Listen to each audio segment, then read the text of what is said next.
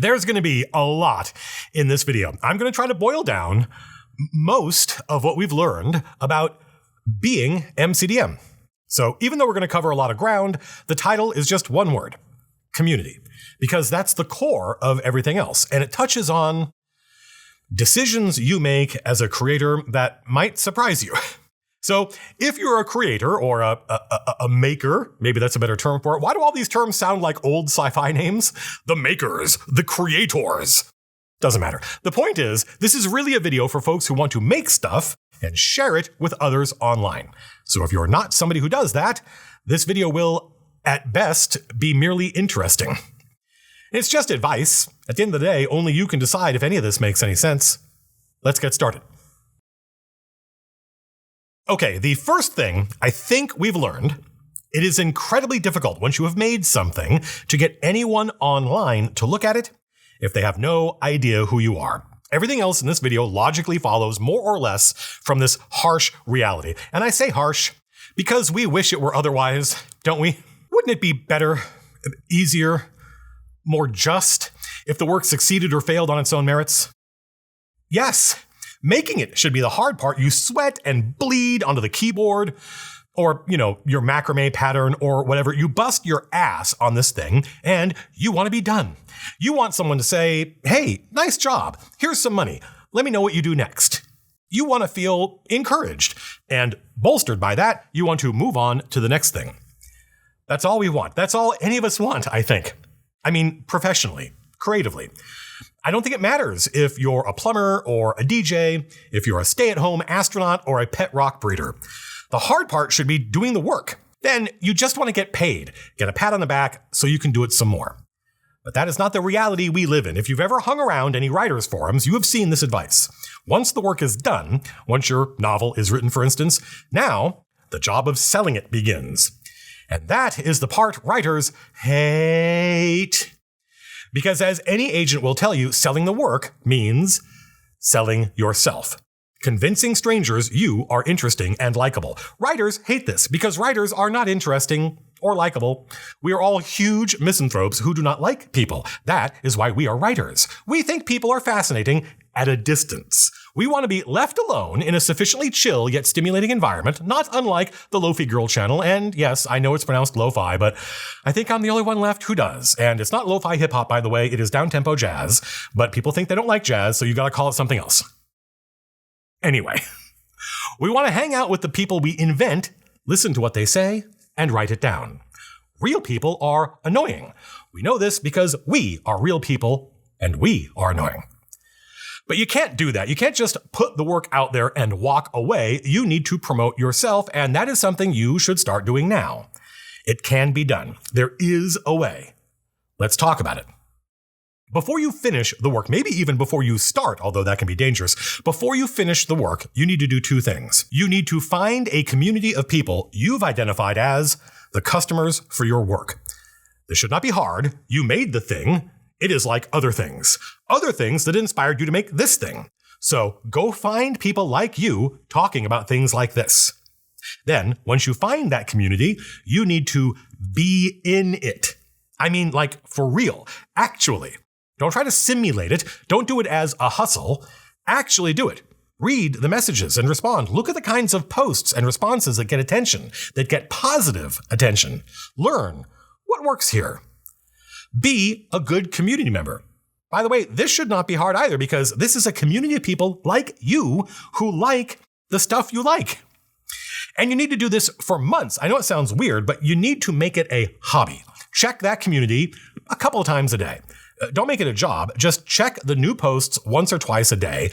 Enjoy reading them. These are people just like you talking about this topic they love and which you also love. It should be fun.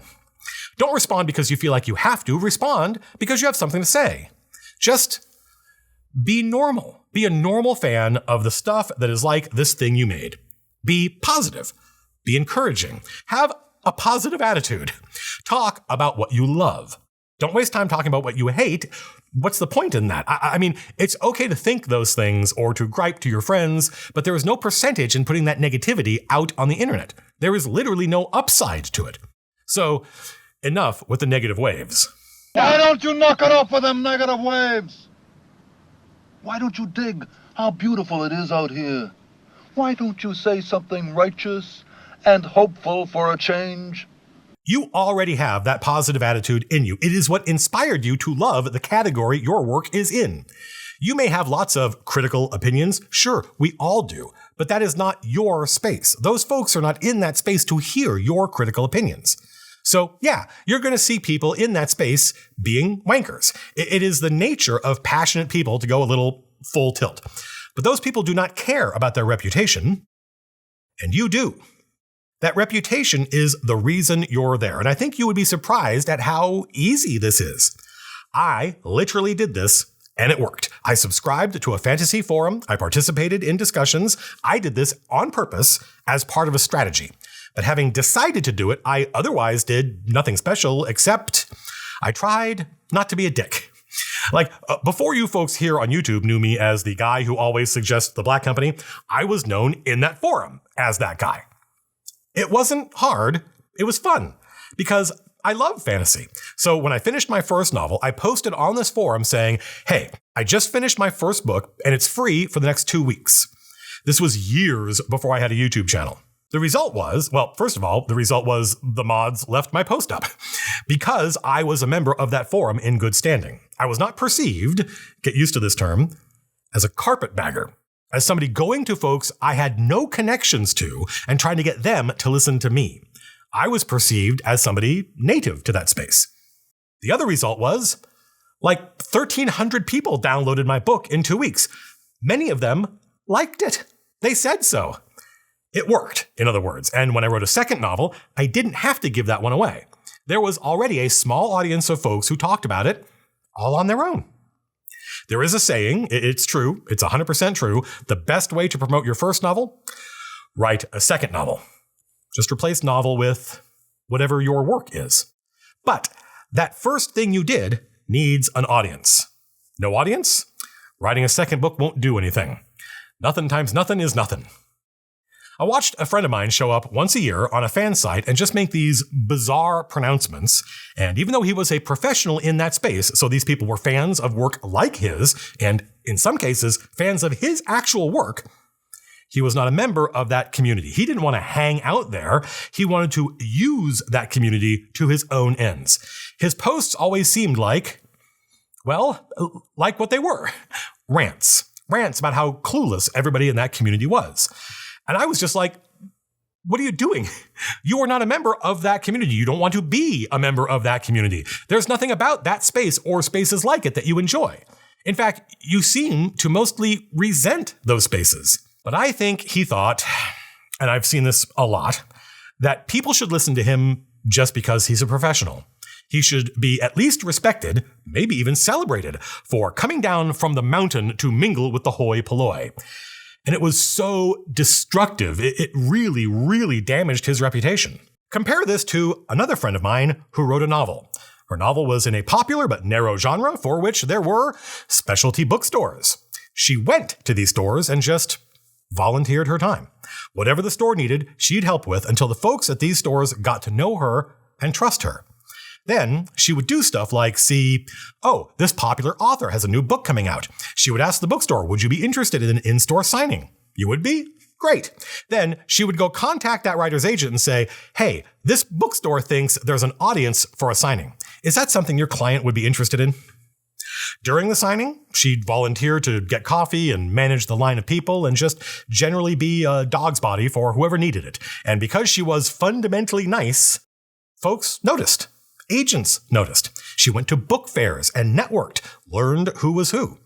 Eventually, the gatekeepers knew her, liked her. So when she talked about her book, they were interested.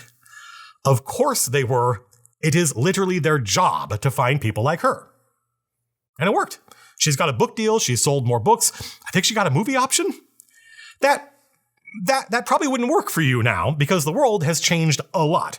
But things like that will always work. Being a native in these spaces works. People get to know you, and then when you talk about your work, some of them will be interested, and some of those people will like the work, and now you're on your way. And I don't think it matters what that work is. The principle is the same. Okay, I said you need to find a community of people who like the kinds of things you are making, but I should have said find or make that community. It's 2025. Anybody can start a YouTube channel or a podcast. Now, this is sort of phase 2. It is more work, but you can see it happening in our community, in the Draw Steel community. Folks joined the Discord because they were excited. They hung out with other people excited about the game years before it came out, and some of them started Draw Steel podcasts. Some of them made Draw Steel tools. They made things for the community. They did things that brought the community together. But that means they each have their own little communities inside our community, folks who like the podcast or the tools. And they kept at it for months, a year. Eventually, when these folks released their own original Draw Steel products, adventures, classes, ancestries, whatever, they will have a relatively large audience. All the folks who go, oh, that's the person who does the, oh, that's the person who makes the, yeah. And then they are on the path. They joined a community. They participated in it. They made things that brought the community together, and eventually they will be able to make their own original designs for Draw Steel, and folks will pay attention. They might even pay money. What I want you to understand is this isn't magic. There is a way it can be done. The work still needs to have some value, but I'm not sure that's the same as saying it has to be good. For one thing, people do not agree on what good is or means. All you have to do is your best. We'll talk about that in another video. But yeah, do your best. See what happens. It might be very amateurish, but that might be fine. Lots of people love stuff just like yours that is pretty crude or naive. But that also means lots of people are going to hate it. And some of them may hate you. Makes sense, right? You had to build a reputation, sell yourself. And it doesn't matter who you are, there will always be people who don't want it or you. And some of them will resent you for even trying. And they'll resent you a hell of a lot more if you meet with any success. This takes us to the next point, which is who your community members are. Right? So this is lesson 2, and I think this is the most important lesson. Once you learn this, I think everything else solves itself. You've done the work. You put out the thing. Because you were a native in spaces where folks talk about things like your thing, folks took it in the spirit in which it was made. And now you have a tiny little community. It is literally like a plant. You need to water it and encourage it and provide the conditions for growth. Hey, buds below, up is where to grow, up from which below can't compare with. Hurry, it's lovely up here. Just like the first lesson, this can be done. But also like the first lesson, lots of people screw it up. Mostly because they do not understand who their community is. And it doesn't matter if your community is YouTube comments or your social media feed or a Discord or a subreddit. Your community is the people who like what you're doing. Does that sound crazy? Your community is the people who like what you're doing, and they do not want to share your spaces with the people who hate what you're doing. And I guess I should add, it's not even all the people who like what you're doing. Someone who's a fan of your work, but is a wanker, someone who is rude to others, somebody who pisses off everybody else in the community, someone who seems to just argue with everyone else and uses the phrase devil's advocate, someone who cannot moderate their own behavior. That person may be a fan, but they aren't a community member. The problem, the biggest problem in this entire video, the problem is creators react to the haters as though they are community members. And this is the source of a lot of problems online. Your community is like a bus. People get on, people get off. And some people watch the bus go by, and it takes a few go-rounds, a few people talking about how nice the bus is before they decide to try the bus out. You want those people to feel welcome. Everyone in your community is on a journey, and sometimes they leave, and that is not a problem. Some of those people come back. But the folks who sneer at the bus as it goes by, the people who say, fuck that bus, they are not your community members. You do not need to try to make them happy. which is good news because you can't make them happy. I cannot tell you how many times I have gone to an internet forum, a YouTube video, a social media feed, and I was interested in the content, but then I saw the responses and how insanely toxic they were. And I didn't think, wow, these people in the comments are assholes. I thought, what is wrong with this creator? Why aren't they moderating this space? So, welcome to the next point, folks, and that is community is moderation. No moderation, no community, or rather, no community of any value to you, which is the point of all this. What's the point doing all this work, building reputation, and then a community for your work if you're going to let people who openly hate it run roughshod over it? Every time I see folks, and these people are all passionate true believers, reach out to the owner of that space, that internet forum, that YouTube channel, and say, why don't you moderate these comments? The response is always some variation of, well, I don't want to alienate anyone. I don't want to lose any potential customers. Often, they work extra hard to try to convert those people. Why? It's a very old school way of looking at, well, the world. The idea that anybody might be a potential customer better not piss anyone off by banning them. It's not a very modern idea. It's a very pre-social media attitude, and I also think it is dangerously naive. I think, without exception, what you get in those spaces is the actual customers for your work being alienated by the presence of the wankers. Who wins in that scenario? Not you, not the people who love what you're doing. That's the reality, folks. If people show up in your comments, in your space, just to talk shit, not only are they by definition not your community, they are creating, sometimes intentionally, a hostile place for the people who do like your stuff. Moderation is the process of protecting your community from people who have no interest in it other than to use it as a punching bag. It's your space. That's your Discord you made. That's your YouTube channel. That's your social media feed. Treat it like it's yours. Kick out the people who are being wankers. If you don't moderate your community, pretty soon, you won't have a community. There may be a group of people in the same space, but that is not the same as a community. I went to a forum for a product I had spent a lot of money on, and I asked, hey, is there any way to make this thing do this thing? And almost all the responses were variations of, you should not want that thing. What is wrong with you? It would be bad if this thing did that thing you wanted. You know what product I'm talking about? There isn't only one. It happened to me several times in completely unrelated fields. Those people seemed like true believers. But actually what was happening was they were trying to protect the orthodoxy of the in-group.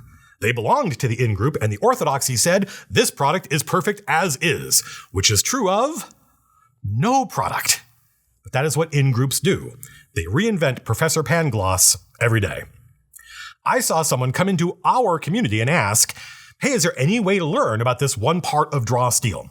And the well-meaning folks in our Discord basically ran that dude out of town.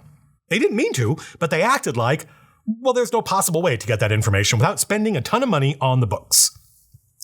By the time I got there, the dude had left the Discord and probably the whole community, and I don't think they're coming back.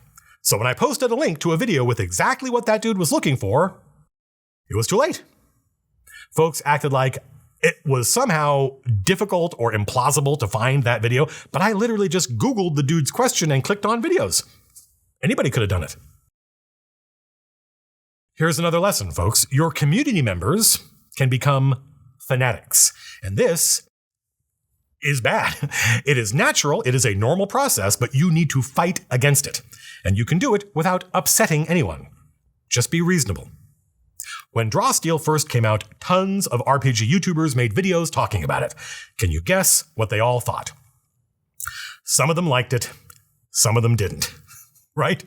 The absolutely most normal, most predictable result possible. But here's what happened. Folks, a few people, a minority, folks who are ride or die for Draw Steel would go into those YouTubers' comments and, if they hadn't gushed about it, these Draw Steel fans would read them the riot act. They would say, you didn't give it a fair review. And I'm watching this happen. And keep in mind, some of these YouTubers are, to my way of thinking, incredibly toxic. Not uniquely toxic about Draw Steel. No, they're just assholes. That's their brand. They talk shit about everything. They gossip about everything. And when Draw Steel came up, they shat all over it. And you look at their channel and you go, oh, this is just what you do. Fair enough. Good luck. Right? Seems like a weird way to go about things to me, but I don't have to like their channel or their attitude or whatever. I am not in their community. Yeah. And neither were those fans trying to defend Draw Steel. That's not how the game works. You didn't even read it. You didn't give it a fair review. Well, guess what? They do not owe you a fair review, assuming there is such a thing as a fair review. That's not the point. The point is these fans were angry, even though all these YouTubers were doing was making exactly the kind of content their audience loves. They are making videos for their community. Those fans were carpetbaggers. They were wading into these spaces where they were not native just to be disruptive. I posted about this on the Draw Steel subreddit, and folks were incredibly reasonable about the whole thing. Everyone was saying, you're right, we have the game. We like it. The community is growing in leaps and bounds. We don't need more reviews. Of course not. You already like the game. Don't be like Teenage Matt, who only ever bought Rolling Stone magazine because there was a new Rush album, which I'd already bought and loved, and I wanted to see what they thought about it. Well, they always hated every Rush album, and they weren't shy about it. They openly hated people who liked Rush. I was young, and I wanted that sense of validation. I wanted somebody I perceived as having authority to tell me I was good or smart or whatever for liking this album or movie or whatever. But in reality, Rolling Stone magazine had no authority over me. I wasn't a subscriber. I didn't care about anything they said about anyone, except when a band I loved released something new. Well, eventually I grew up a little and I stopped looking for validation. This issue of folks poring over everything anyone online said about Draw Steel looking for fault, and keep in mind, the game is really well received.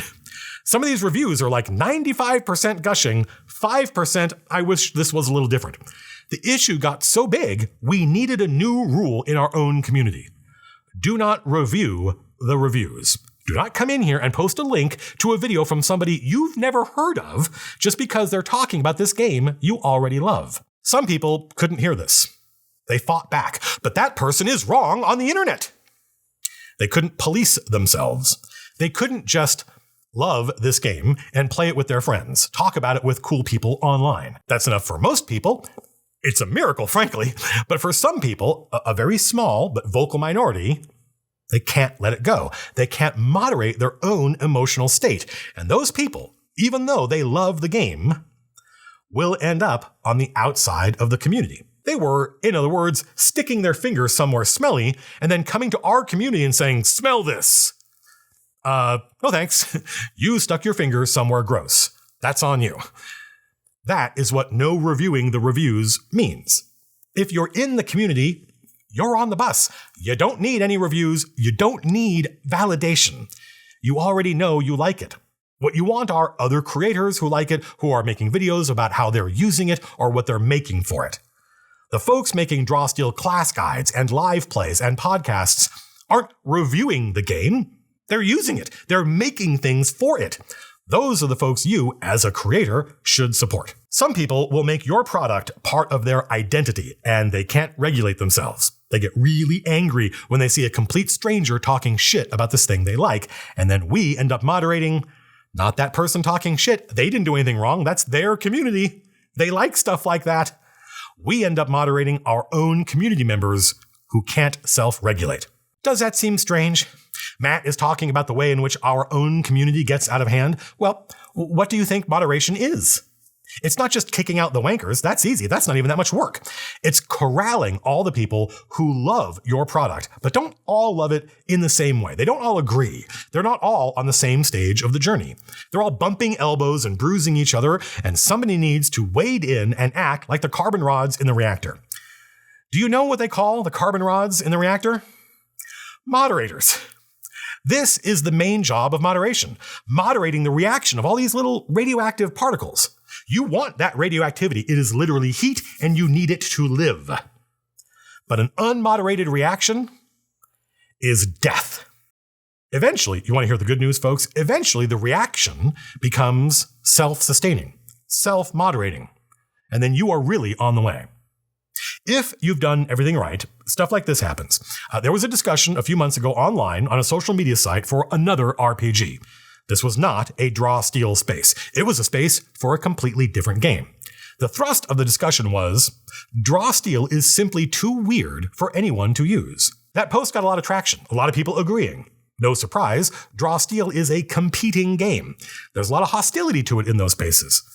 But that's normal. It's their space. Of course, some of them aren't going to like our game. But somebody linked to one of our videos and said, do you mean this? Because this all seems pretty straightforward. I recognize this user from our Discord, right? They weren't a dick. They didn't confront the original poster or anything. They didn't say, you just don't understand it. You obviously don't know what you're talking about. They just said, do you mean this? Because this doesn't seem weird to me. They were nice. They were normal. They weren't confrontational. That is the system working. We didn't have to wade in there and say anything. Our community members did it for us. And because we make sure our community is pretty chill, their response was chill. And here's the kicker. The next response was from someone else, someone just watching this thread evolve without any opinion really, and they watched the video and they said, well, I'm not following Draw Steal, but this game seems pretty cool. That's success. That's as good as it gets, folks. What do you want? A medal? You want God or Bill Bruford to show up and say, you are officially successful? Because that's never going to happen. The best it ever gets is you made something people liked. And when other people are wankers about it, your community members show up and are normal, chill, and they impressed everyone else. Because it's not that original, your product is bad poster you need to worry about. They are very clearly and loudly not in your community. It's all the people reading that thread that you're worried about. And if you wade in there as a carpetbagger, make a new account just to defend yourself or your work, those people, the neutral folks who are just curious, will think, Christ, what an asshole. Don't be that guy. Do not bother wading into those online forums that you never normally engage with just because you Googled yourself and got angry somebody wasn't gushing sufficiently about you or your work. Don't do it even if you're a fan and not a creator. Are you a native to that space? Well, then maybe keep your thoughts to yourself. If you follow the advice in this video, and there's a lot more to come, folks, if you do it right, and also get lucky, everybody needs a little luck now and then, your community members will do that work. Okay, so lesson 1, sell yourself. Build a reputation in those spaces where people talk about work like yours. Then, when you talk about your work, there will be a receptive audience. Lesson 2, cultivate your community. Don't be inclusive, be exclusive. The people who aren't on board with what you're doing, the people complaining that your cake isn't a pie, they need to leave. They can talk whatever shit they want about you or your product anywhere else, but not in your spaces that you created for people who like your stuff. That includes your YouTube comments, your social media feed, your Discord, your subreddit. Okay, originally I had a whole long section here about problem users in your community and how to recognize them. But it was a lot, and the examples were all really specific to my experience. And the examples were fun, but me telling stories about the problem users we've dealt with, it made the video about those stories. The stories detracted from the point. So let's try to boil it all down before we move on. The basic issue is you will find people online who seem like they might be community members, but your community are the folks who like what you're doing and can regulate their own behavior. Everything else flows from this fact. Someone who shows up in your space trying to tell everyone what's wrong with your product and how to fix it, that is a telltale sign of somebody outside your community. They probably watched a video and now have opinions. But your community didn't just watch a video about the bus, they got on the bus. They like the bus. They can see its flaws. Of course they can. They'll talk about it, but they aren't wankers. They aren't trying to rally support for their pet cause. Be very skeptical of folks who show up in your spaces trying to rally all the other users to their flag. You made a cake, not a pie. And there will be folks who take that personally. I know this sounds like a joke, but I'm serious. The folks who show up saying, does anybody else think? Or they say, well, I think your customers would appreciate it if... These folks are trying to get you to make a pie, and they're hoping to rally your community to put pressure on you. But your community, by definition, likes what you're doing. Someone who shows up trying to gin up support for their pet issues, either they don't like what you're doing or they can't regulate their behavior. This is not the same as asking questions. Has anybody had a problem with is a normal, good question? Person who found a pain point looking for workarounds. Does anybody else think is usually followed by some variation of, this cake would be better if it were a pie? Another lesson? Don't make the mistake of thinking that because somebody spends money on your product, that gives them any power or authority over you. It does not. Money gets them the product and customer service. That's it. It does not mean they get to tell you what to do. Sometimes, very rarely, but sometimes people will spend money just to get access to your spaces where they can be rude to your community.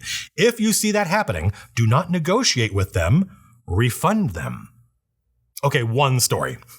We've had people, and I mean, it's less than 12, but these people are very loud because they go everywhere. Any place people are talking about our work, they show up, and we know it's the same people because of their usernames, and they're posting the exact same language every time. These folks would back our crowdfunders for $1 just to post shit in the comments to every update we make. Literally trying to convince other people not to back or to ask for a refund. Now, some crowdfunding platforms let you moderate comments.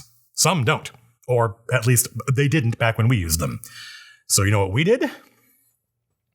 We refunded those people. And when I say refunded, I mean we zeroed them out.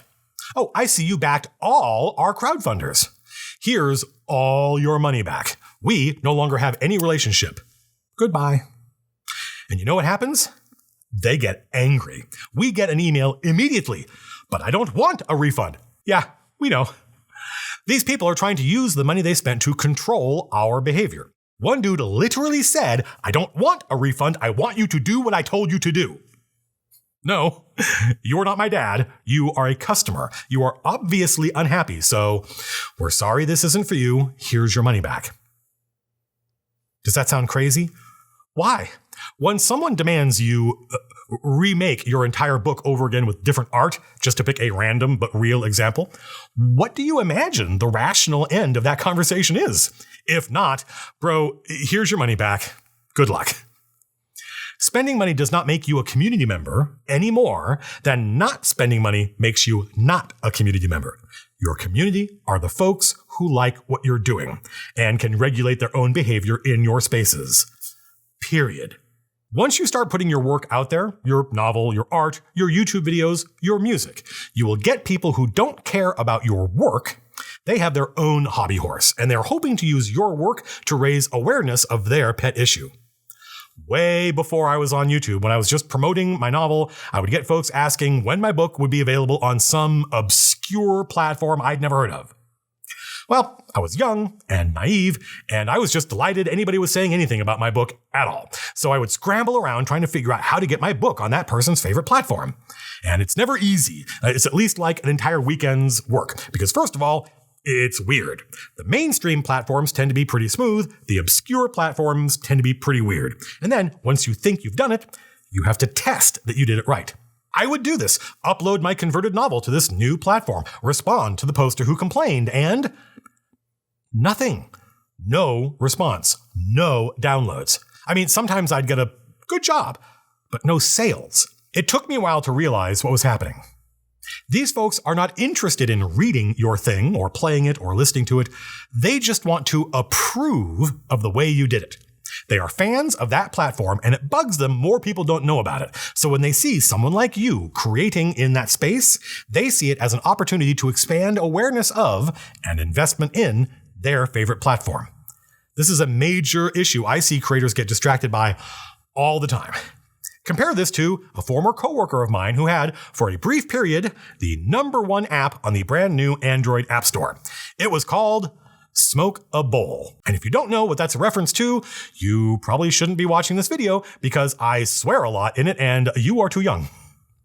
My friend loved working on this app because he would get emails from folks complaining that his app did not work on their phone or on this one specific version of the operating system. He loved this because it was trivially easy for him to go online, find the spec sheet for the phone or the API for that operating system, and just fix the bug. It was easy. And he loved it because every time he did it, he would push out a new build, announce support for that phone or that operating system, and he would get more sales. It's trivially easy to distinguish between those folks who are community members looking for customer service and folks who are not community members demanding that you change your behavior. You just need to learn to recognize the differences between these two groups of people. Once you realize that they are different groups of people, they are very easy to recognize. If you get popular, congratulations. If you get popular, you will see a lot of people asking you to change your product or your behavior, not because it would make them happier as a customer or a member of your community, but because it would mean they approve of your product more. But you can't live on approval. You can't eat applause. Don't waste your time, which is limited, trying to make people happy who aren't engaging with your work in the first place. They're just using it as an example of some issue that's important to them. If there are problems with your work, your community will let you know. But in order for this to work, you need to be in your own community. This means you need to read the comments. I don't mean all comments everywhere. I mean the comments to your videos, your posts, your messaging. Pay attention to how your community is reacting to your work. Whenever I would lol on social media at the insane comments every YouTube video I make gets, the number one response is, "Why are you reading the comments? What's wrong with you?" Bro, it's my community. If I don't read the comments, you know what that means? That means I am not in my own community. That's basically the same as giving up. Your community is the reason you're doing the work. Reading the comments should be, broadly, fun. It is for me, because I moderate the shit out of my comments. I did so from day one. Because I've been on the internet since 1983, I know how it works. Very early on, when there weren't that many D&D tubers, and a lot of them were grognards, folks talked about how civil and fun the comments in my videos were. They imagined, wow, everybody loves Matt Colville. No way. No way. Lots of people hate me. They hate me ontologically. Sure, that's normal. I have videos with over 1 million views. What did you think was going to happen? But you folks never see the wankers because I moderate them. I, along with a lot of other people as things grew, but mostly Lord Durock. Say hello, Durock. Hello. We work to make this community fun, welcoming, chill. And the more we do it, the less we have to do it. Okay, we've transitioned, blimey, from community to customers. So let's talk about money. Because even though it's not obvious, once you go from making stuff and sharing it online to making stuff and selling it online, you are also making a decision about your community. And it seems like a lot of creators make the wrong decision.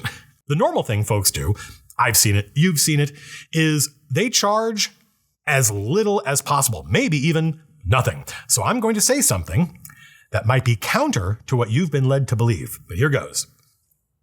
If you give your product away, and I'm not talking about a free preview, it's free for the next 2 weeks. I mean, if you set the price at $0, you are essentially saying the product is worthless. What's its value? 0. You said so yourself. From where I sit right now, this seems perfectly intuitive.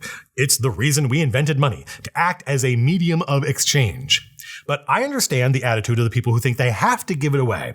This is an important point. It's fine to give it away if you don't care. You don't need the money. You don't care if anybody looks at it. Fine.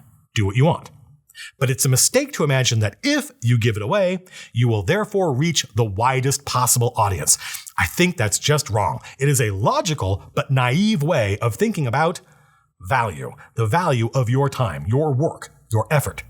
By the way, you will often see people trying to get you to change your behavior, change the product, by arguing that it would therefore appeal to more people. You need to ask yourself if those folks are actually speaking for everyone or just themselves. I think it's pretty easy to tell. Anyway, back to price. The thing that brings people to your product is not its price. It's you. It's your reputation. It's the community you built. It's the nature or quality of your product. The number one problem I see all the time from people who want to sell their work, when someone asks, who's the target audience for this? They all say the same thing. Can you guess what it is? Who's the target audience? Well, everyone. Bring me everyone. What do you mean everyone? No product is for everyone. That's ridiculous. That kind of thinking is what separates the professionals from the amateurs. Look, remember how we started. You made something. It is like these other things you love which inspired you. Another way of saying that, you are an expert in this thing. If you don't know who your audience is, how did you find this community? You have the most precious thing in all of sales. You know exactly who your audience is. You know who they are and what they like, because you are one of them. Don't be afraid to use that knowledge. Look at other works like yours. How much did they charge? MCDM makes a lot of products, and with a few notable exceptions, Arcadia, the Delian Tomb, we get roasted online constantly for like 8 years now without interruption for how much we charge for our products. How much for a PDF? A PDF? Okay, let's talk about that, because if you're going to make a go at this, you really need to think hard about it. Folks who buy the product but bitch about the price, they are still community members just like everybody else. Bitching about things we love is normal. Folks complaining about the price without buying it are probably not your community members. Folks will complain about the price for the same reason they complain you didn't upload it to their favorite obscure platform. They philosophically disagree with the idea of charging that much for that thing. Many of them, if you click on their username and look at their post history, complain about anyone charging anything for anything. I remember when folks complained that there was suddenly color art in RPGs. Why am I paying for this? You don't play the art. That is a real thing people really said. This is one of the most important things I am going to say ever. Spending money does not make you a community member. It makes you a customer. And those two things, customers versus community members, they are not directly related. A lot of people, most people, will be in both, but not everyone. Never forget that for some people, spending any money on your product is a big deal. It's a big deal for them because they do not have the kind of money that makes it easy for them to invest in a hobby. This is not hard for me to remember because it's how I spent like half my life. I spent the first 25 years with basically no money, even when I had a job. And then the next 10 years with a lot of debt. It took a long, long time before I could use my debit card without anxiety that I didn't have any money in the bank. But even though I didn't have any money, I was absolutely a member of the D&D community. I was 15 when I started playing. Money? Ha! I was 19 when I spent money on it for the first time. For those 4 years, I was absolutely in the community. That was my most formative era. It was when I was learning how I was going to be in the hobby. It was intense. I just wasn't spending any money. Your community members will always find a way. And when their situation changes, then they'll spend money. Do not make the mistake, the very common mistake of alienating those folks before they get a chance to do that by treating them like freeloaders. People make that mistake because they think only customers are community members, but you have watched this video and you know better. I can only speak for me and MCDM, but we opened our game. The entire text of it is freely available. Oh, you want the official PDF with all the art? That's out there too. Arr, matey. Wait, did Matt just advocate for piracy? No, I advocated for focusing on your community. People who love your work, but who don't spend money, are still in the community. When their situation changes, they will spend money. We like spending money on our hobbies. People who spend money are customers. They get the product and the customer support. If they want more, the community is free. It took us a long time to learn this, and when we did, we explained it in our crowdfunder. We told everybody that backing the crowdfunder just meant the product was more likely to exist if it funded. That's it. If they want to be in the community, then they need to come to the Discord or go to our Patreon or our live streams. Being in the community is free. We have scheduled live streams with the lead designer every week just so people can ask questions. That's not something we asked James to do, by the way. That's just something he volunteered to do. Because he is a good person. Because he thought it was the right thing to do. The people who buy the product get the product and the customer service, even if they bought it by backing it. The people who want communication, they come into the community because that is what the community is for. And of course, tons of people do both. Realizing that, we stopped trying to spend all our time communicating to our backers. We only tell them when something important is happening. We treat all other communication like spam, basically, because the only thing we know for certain is true of all our backers is that they want the thing. Any other conclusion is supposition. By the time Drawsteel shipped, we had about 40,000 backers and pre-orders. The number of backers who have complained to us about our communication, it's less than 10. Lots of other people complain about it in other spaces, but not our actual backers. They seem very happy. We made the game we said we were going to make, and we got it done on time. That is all they want. Treat your customers like adults. Assume that if they have an issue, they will tell you. I don't mean passive-aggressively complain on an internet forum. I mean email you.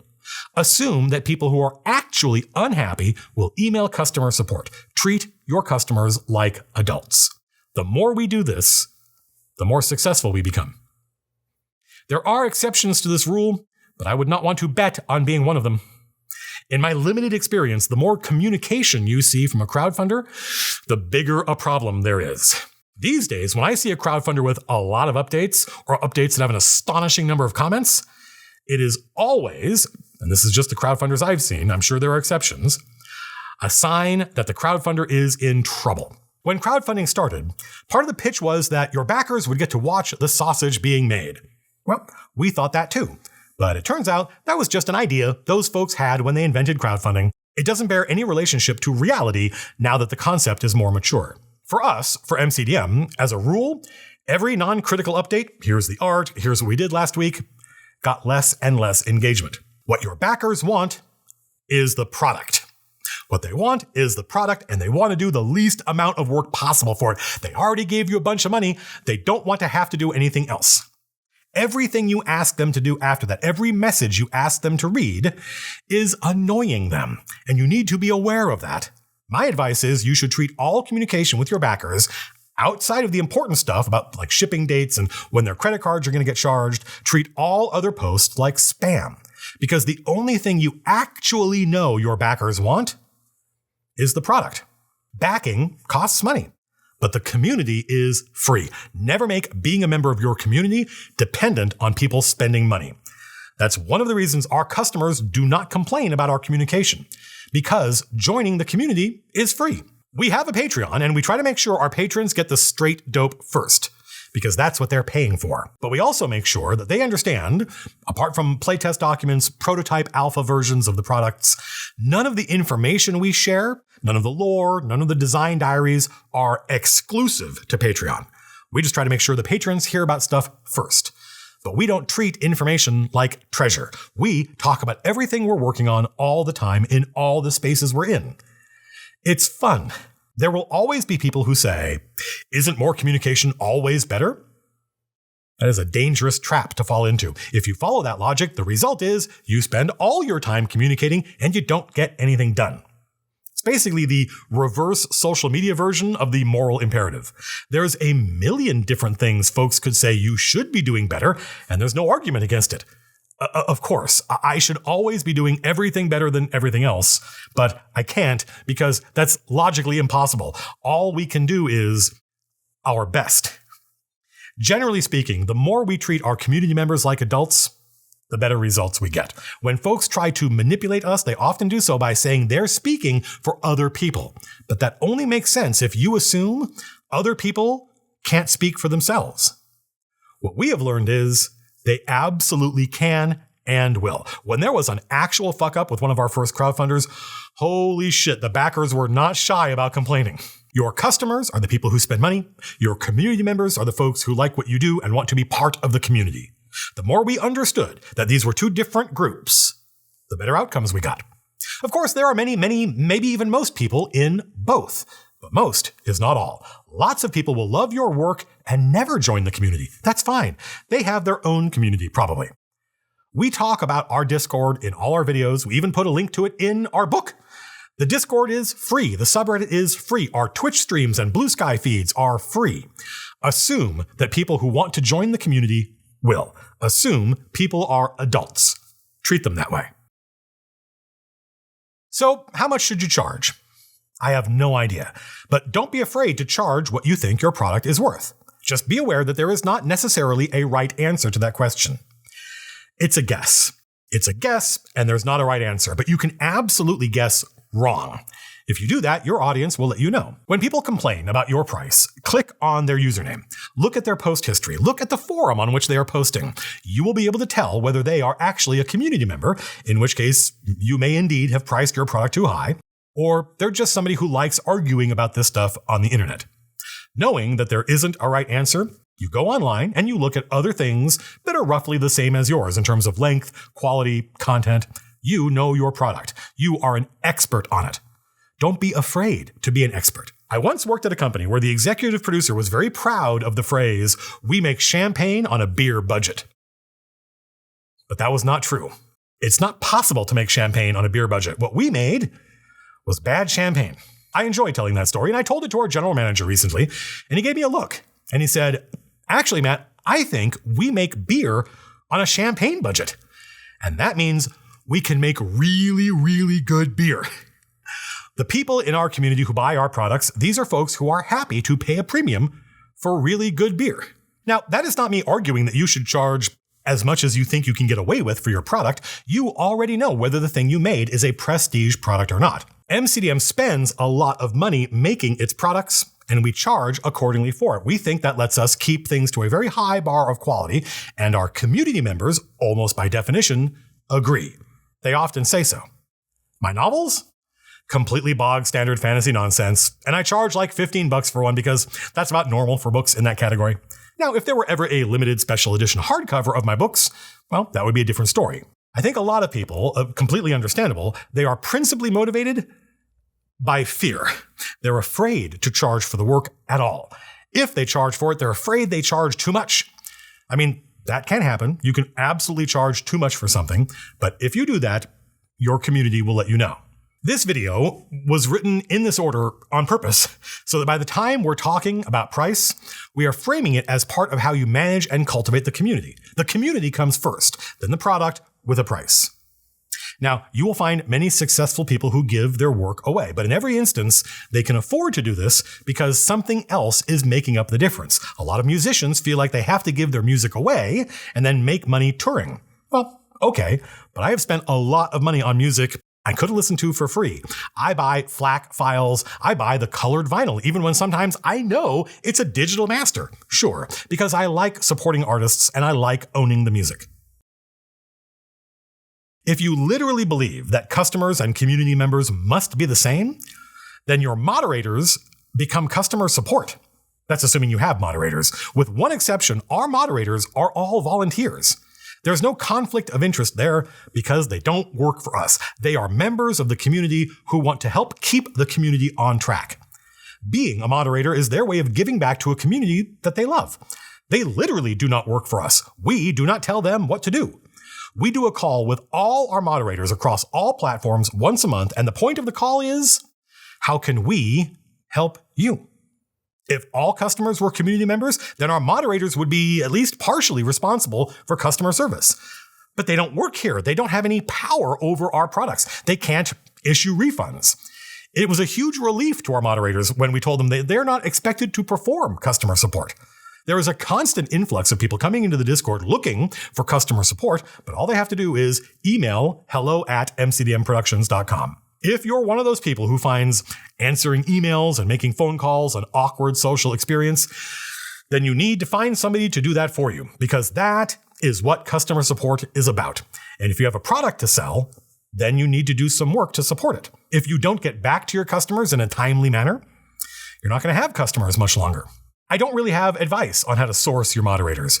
We were really lucky to find Lord Durock at the beginning.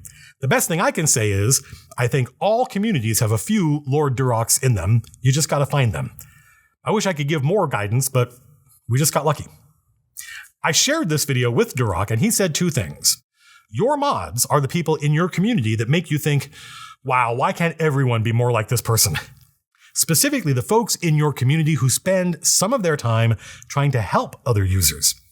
He also made it clear that you're looking for people who are interested in being a mod because they want to give back to the community, not because they wish they could ban people, not because they see being a mod as some step towards some other thing. He also said 95% of being a mod is just being a good community member and setting a good example for everybody else. Pretty straightforward advice. There are going to be people in the comments to this video online who want to argue with me, who want to take exception with something I said in this video. That's fine. That's normal. And some of their complaints will be correct. Folks will call me out on stuff and I will read it and think, oh, that person is right. But the actual reason I made this video is because I felt like I personally, and MCDM as a company, have learned an enormous amount about community, customer service, crowdfunding, social media, and I wanted to share that. Only you who watch the video can determine if the advice is any good for you. People are absolutely going to disagree, but you are on the hook for your creative work and what is done with it. Not them, and not me. It doesn't matter if the video does well or badly. Most of the people who will talk about it aren't trying to build a community for their work. You are. Don't be afraid to learn from this video, and don't be surprised if something you learn from this video turns out not to work for you. In the end, you still need luck. Remember, no matter how talented somebody might seem, there was a huge component of luck involved in you ever hearing their name or hearing about their work in the first place. A video like this can be dangerous because when you say, well, we did this and nobody complained, you get some folks in the community who think, well, I could have complained. That thing did annoy me and I didn't complain about it, but I could have. That person who wasn't unhappy a second ago is now unhappy. That is normal human psychology. This video might actually end up creating unhappy customers just because they never really thought about any of this stuff before. But I thought that danger was worth it because I think that this stuff is important and I want to see more people be able to do what we do. And the only way I think that can happen is by sharing what I think we've learned. But also, don't mistake somebody who paid for your product and is complaining about it online for an unhappy customer. People complain all the time about stuff they love. Unhappy customers contact you. They may go online to complain, but they also contact you directly. That is the definition of an unhappy customer. They are still a customer. If they weren't a customer anymore, they would be a former customer. They're just an unhappy customer, and they contact you because they want you to make them happy. Well, in my experience, when you go directly to the people, when you're the one who has to go online and basically sell yourself before you can sell your work, you have maximum power to make unhappy customers happy. We do this all the time. We refund people. We ship people new books when there's a problem. There is no one above us telling us that we can't give a refund, that we can't apologize. I know people who work in customer service at very big game companies, video game companies, and that is something they all hate. You are going directly to the people. You can fix what's wrong. If you can't fix it, that's because they don't want you to fix it. They want you to change it. If you go down that road, if you start changing the work because somebody complained, then I think you're doomed. You were the one with a vision. It was your idea. If they don't like your idea, then they're not in your community and you don't need them as a customer. Don't get discouraged. Somebody who doesn't like your idea, maybe they hated it and you on site. Okay, nothing you can do about that. But maybe they were really interested, but it turned out not to be for them. That's great. Maybe they'll like your next thing. Each thing you put out there is another roll of the dice, another chance to get lucky. But don't second guess your audience. I've seen this a million times. It never works. Folks panic, which is normal. Leading a creative life is terrifying. And they start thinking, oh Christ, what do the people want? Let's just figure that out and do that. It sounds safe. It sounds commercial. But you already know what the people want because you are one of them. Never forget that passion you had for your chosen genre or medium that inspired you in the first place. You are already an expert in that genre. Trust yourself. If you give up and just try to guess what it is the people want, it never ends and you never get it right because the people want impossible things. They want more services and lower taxes. They want a realistic, down-to-earth show that is completely off the wall and swarming with magic robots. You will always be your own worst critic. You will be astonished when someone raises a criticism of your work that A, you never noticed, and B, you agree with. It will happen, but it is vanishingly rare. And it always comes from the people who like your work, but notice things that annoyed them. Feedback from people who obviously did not take your work in the spirit in which it was meant is not useful to you. Those folks are not your community members. There's a thing that happens, last piece of advice, folks. There's a thing that happens when you put your work out there where people you do not know and you do not trust, people not in your community, will pick it apart because they can, because everything can be picked apart. Do not make the mistake of defending the work. Let the work speak for itself. Let your community defend the work. They are way better at it than you. If you wade in there to correct people or defend your choices, then you give them control over you. They will inevitably say something like, what, you can't take a little constructive criticism? You will get tons of constructive criticism, but it will always come from folks you trust. The only criticism that has value is from people you trust. That is a hard lesson for some people to learn, but you stick with it and eventually everybody learns this. It's the people who give up who never learn the reality. People you trust doesn't necessarily mean people you know in real life and who are your friends. No way. You will read lots of criticism from folks whom you do not know. They don't even realize you're reading their messages. But you will see their negative feedback and think, that lady has a point. You don't know them, but you trust that they are making their comments in good faith. You can tell that because of the way they are in the community, the way they talk about the work. They obviously like the product. You can tell that. They just found some pain points and they want to talk about it. Those are people you can trust. You don't have to agree with them. You're the expert on what you wanted to do, but you absolutely will see negative comments from people in your community and think, yep, that is a true thing. Unsolicited feedback from people outside your community is an attempt to control your behavior. You got enough to worry about. Ignore those folks. I give you permission. Some people are really not going to like this video because the folks on the outside of your community who hate what you make specifically, or you in general, do not like hearing that they are on the outside, that they aren't relevant to what you're doing. They're hoping their speech will change your behavior because that means they have power over you. Do not give them that power. They are not on your side. Thanks for watching, everybody. Next video, I'm not sure. I got a lot of videos in the pike. We have a crowdfunder coming up in December for more draw steel nonsense, and I want to make sure between now and then there's a healthy supply of videos.